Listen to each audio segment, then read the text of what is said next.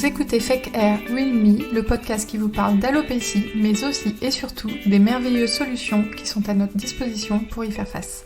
Le but ici ne sera pas de s'apitoyer sur nos pauvres crânes clairsemés, mais plutôt d'apprendre à vivre avec cette pathologie et peut-être même à en rire.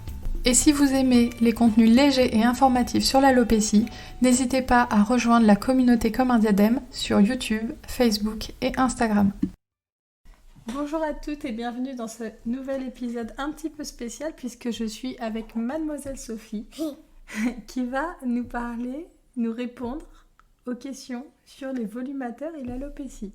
T'es d'accord Sophie ? Oui. D'accord. Alors, qu'est-ce que tu penses des cheveux de maman ? Ils sont beaux. C'est vrai ? Oui.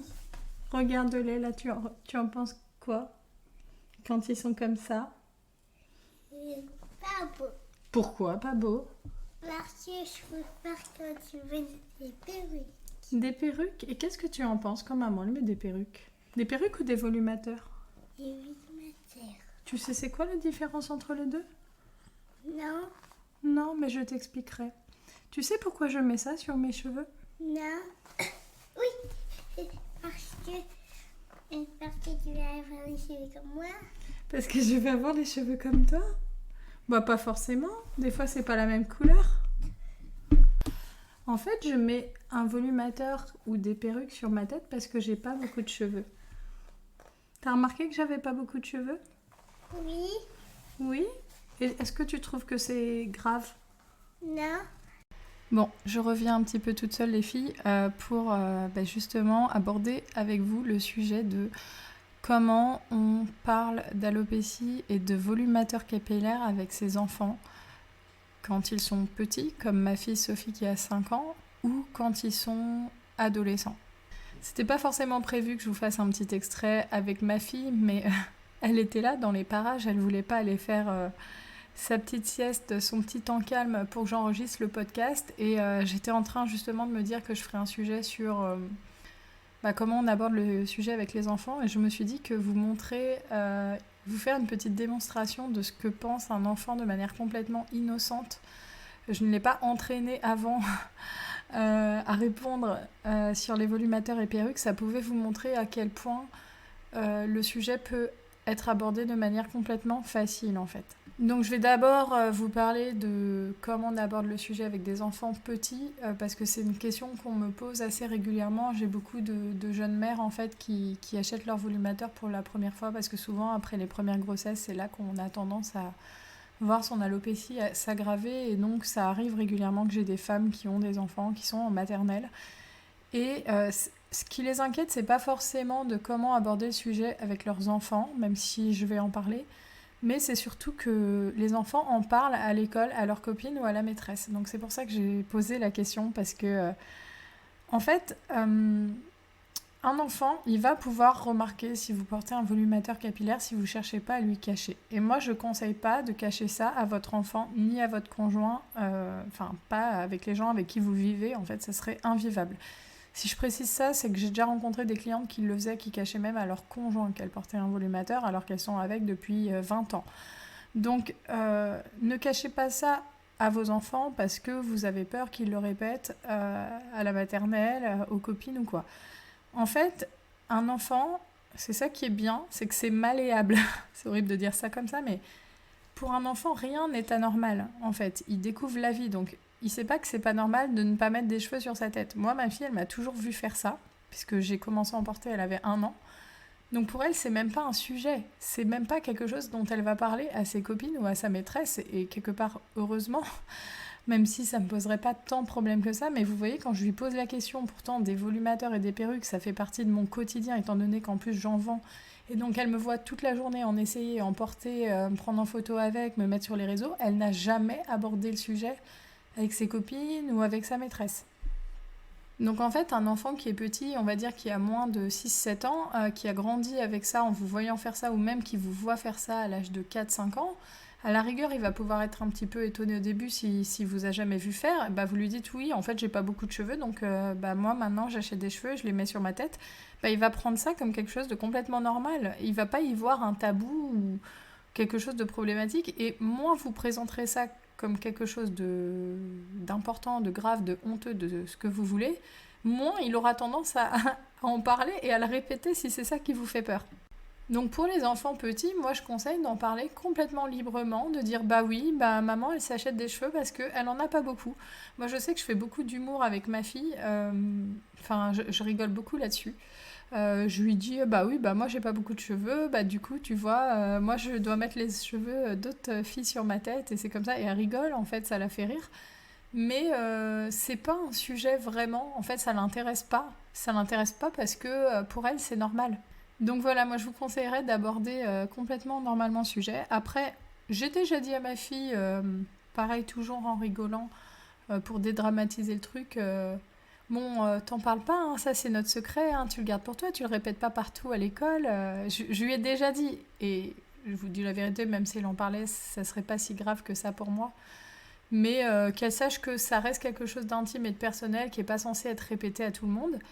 Mais j'y mets pas plus d'intensité que ça quand je lui dis en fait. C'est juste, bon bah ça c'est un truc qu'a fait maman, mais tu le gardes pour toi, on n'en parle pas partout. Bah, qu'elle ait pas me balancer comme ça devant l'école, devant tout le monde.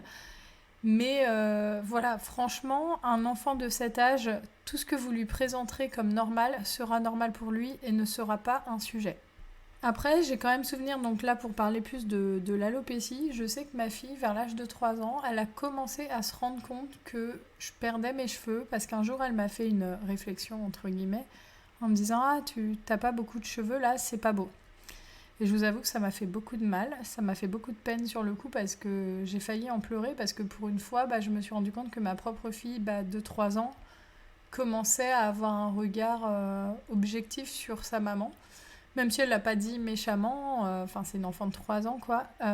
Et en fait, il faut parler à vos enfants parce que un enfant, il est aussi capable de se rendre compte qu'une mère, elle a pas beaucoup de cheveux par rapport aux autres mères. Moi, par exemple, enfin, ça n'a aucun rapport, mais hier, ma fille, elle m'a fait une réflexion sur le fait que moi, je conduis jamais, alors que toutes les mamans des autres copines, elles conduisent. J'ai le permis de conduire, je précise. Mais bref, ils sont capables de se rendre compte de ce genre de choses. Et donc, elle m'a déjà fait une réflexion sur ma chute de cheveux, et en fait, sur le coup, ça m'a blessée parce que voilà, c'était la première fois, mais maintenant, elle le sait, je lui dis bah oui, moi je perds mes cheveux, donc bah du coup c'est pour ça qu'il y a plein de cheveux à la maison parce que vu que je lui dis les femmes qui perdent leurs cheveux, bah c'est comme ça, elles achètent des cheveux, elles mettent les cheveux d'autres femmes. Et en fait, une fois que c'est dit, bah c'est plus un sujet. Elles s'en fichent complètement. Les volumateurs, elles les regardent même pas. Là, vous voyez, je lui en parle, je lui parle de ça ou d'autres choses, c'est la même chose en fait. Ensuite, pour les adolescents, bah, je vais me permettre de donner des conseils, même si j'ai jamais eu à gérer d'adolescents pour l'instant. Mais en fait, ce que je pense profondément, c'est que les adolescents de notre époque, maintenant, ceux qui deviennent adolescents maintenant, ils sont élevés dans le culte un petit peu d'accepter les différences, parfois même jusqu'à l'extrême, en fait, c'est vachement mis en avant par les magazines. Maintenant, on voit des modèles avec, vous savez, des peaux, vous savez, qui ont soit des problèmes de peau, des taches et tout, enfin... C'est vachement mis en avant cette culture de la différence aujourd'hui en fait. Et du coup, je vois pas un adolescent de cette génération, un enfant maintenant de 16 ans, mal réagir parce que vous portez un volumateur. Enfin, vous lui montrez ce qui se passe sur les réseaux, sur TikTok, sur Instagram, sur YouTube, à quel point c'est banalisé, à quel point il y a le nombre de femmes qui portent ces choses-là. Franchement, ça sera très bien pris. Mais c'est pareil en fait, devant un adolescent, il faut assumer, vous n'avez pas besoin d'avoir l'approbation de votre adolescent de 16 ans, c'est vous le parent en fait, donc c'est à vous de dire bah moi j'ai ça et je porte ça et je suis contente. Et en fait bah, dans ce cas-là, ça sera accepté sans problème. Mais justement, c'est vous le parent et c'est à vous de faire comprendre bah, ce qui est normal et ce qui ne doit pas poser de problème et ce qui ne doit pas être l'objet de réflexion, de moquerie. En fait, vous êtes encore responsable de son éducation. Donc si jamais, je sais pas, il réagissait mal en se moquant, etc., bah c'est le moment de l'éduquer à ce genre de choses. C'est-à-dire, on ne se moque pas d'une personne qui a une vulnérabilité et qui porte une prothèse. Mais franchement, bah, dans ma clientèle, j'ai beaucoup de femmes qui ont des ados aussi et qui m'en parlent. Et j'ai encore pas eu de cas où ça a été mal pris. Généralement, c'est très bien pris. Au contraire, quand elles ont des filles de 16-17 ans, elles n'ont qu'une envie, c'est d'essayer d'aller en soirée avec, etc. Donc voilà. Donc je pense que franchement, il faut pas avoir peur d'en parler à ses enfants. Vos enfants, c'est comme vos conjoints en fait, ils vous aiment, donc ils accepteront, ils en feront pas un sujet, ça fera partie de leur vie.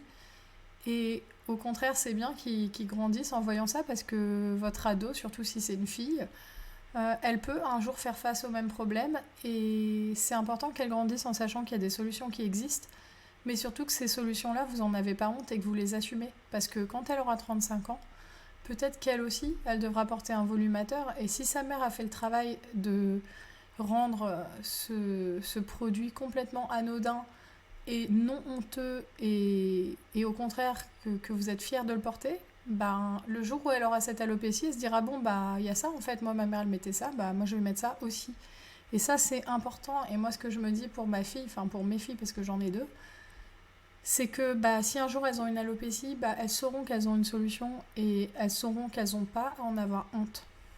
Et de la même manière, si c'est votre fils, parce que bah, ils peuvent aussi avoir une alopécie, devoir porter éventuellement des compléments capillaires collés ou quoi, mais ils peuvent aussi avoir une femme ou une fille qui a un jour une alopécie. Donc c'est vraiment important de leur ouvrir les yeux là-dessus parce que en fait, si chacun fait ça avec ses enfants, ben, à la prochaine génération, ça sera plus un problème d'avoir une alopécie. Donc je pense que c'est un message à faire passer, ça fait partie de notre rôle de parents de leur ouvrir les yeux là-dessus. Moi je sais que souvent je montre à ma fille des photos de femmes qui ont perdu tous leurs cheveux sur Instagram, soit qui se sont rasé la tête, soit qui ont une alopécie totale. Et forcément, elle a 5 ans, elle est un peu étonnée quand elle voit ça, ça la choque un petit peu parce qu'elle sait que c'est pas classique en fait. Mais moi, je lui dis, bah c'est normal, il y a des gens qui n'ont pas de cheveux, et si un jour tu vois ça, il faut pas se moquer. Et ça arrive, et c'est pas grave, et voilà, et si tu rencontres quelqu'un qui a cette problématique-là, bah tu ne lui fais pas de réflexion, tu ne te moques pas, c'est complètement normal en fait. J'espère que cet épisode du podcast vous a plu. Si c'est le cas, n'hésitez pas à le noter positivement ou à le commenter sur les plateformes d'écoute, et je vous dis à bientôt pour un prochain épisode.